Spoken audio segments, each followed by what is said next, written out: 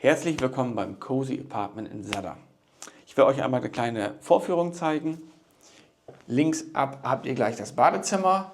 Hier in dem Schrank ist eine Kehrgarnitur, Wischeimer, falls ihr mal zwischendurch etwas reinigen wollt, falls euch ein Fauxpas passiert ist.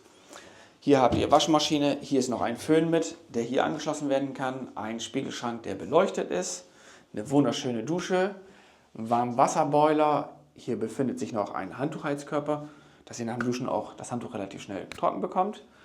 Dann haben wir hier einen kleinen Vorflur, ein Smart TV, wo ihr YouTube etc. pp. Schauen könnt, Klimaanlage zum Kühlen im Wintermonaten, falls ihr euch im Winter oder falls ihr uns im Winter auch mal besucht, könnt ihr damit auch heizen. Eine große Kühl-Gefrierkombi, da könnt ihr reichlich Fleisch und Lebensmittel unterbringen.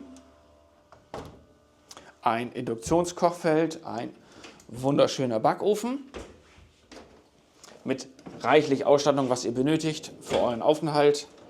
Geschirr, Pizzaschneider als Beispiel, Spülmaschine, Vollautomat, Internet.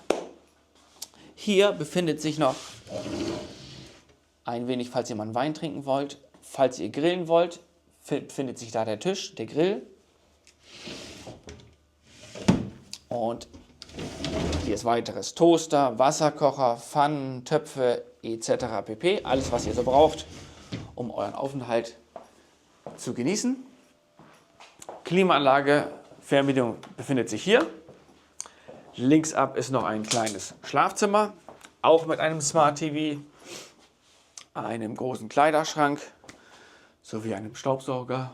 Und jetzt zum Abschluss noch der schöne, süße Balkon, wo ihr dann die Abendstunden verbringen könnt, wo ihr dann auch mal grillen könnt.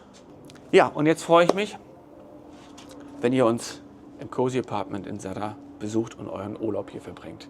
Liebe Grüße, bis dahin, schöne Zeit.